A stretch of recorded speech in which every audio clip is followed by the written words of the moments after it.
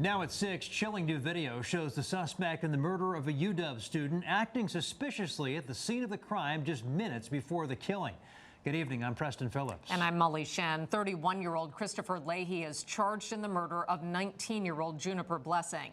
Investigators say evidence shows Leahy went back near that murder scene days after the attack.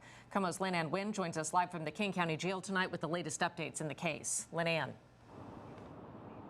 Well, President Molly, Leahy was supposed to be in court this morning, but that hearing was delayed as his defense now says they need more time to address potential concerns about his mental health and his ability to understand the charges against him. Sorry about that. Unsettling video shows murder suspect Christopher Leahy in the laundry room of the Nordheim Court apartments moments before 19-year-old UW student Juniper Blessing was killed.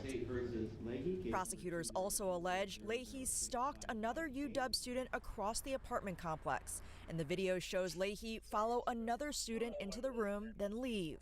About 15 minutes later, he returns, looking directly into the camera, appearing to look at the camera's power cord. Investigators believe Leahy unplugged the camera before the murder. For now, prosecutors believe the attack on Blessing, who is transgender, may have been random and not because of their gender identity.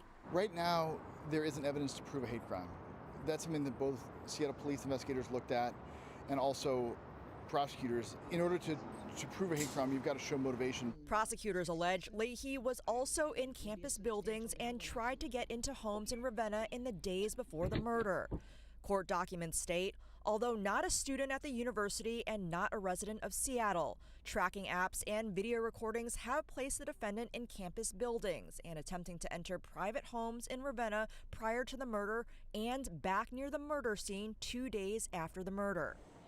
Blessing's murder continuing to have a ripple effect throughout campus as students take extra security precautions in light of the crime. I'm relieved that he turned himself in, but I also want to know, like, if he has that kind of conscience, like why hurt someone in the first place.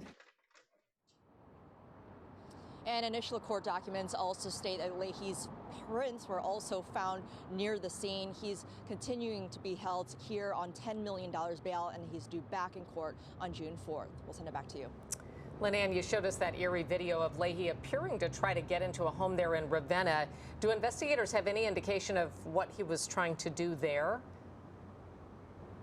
Not exactly clear at this point. Investigators haven't released any information on what his motivations might have been in doing that. But of course, this case is still under investigation. Molly. All right, Lynn, thank you.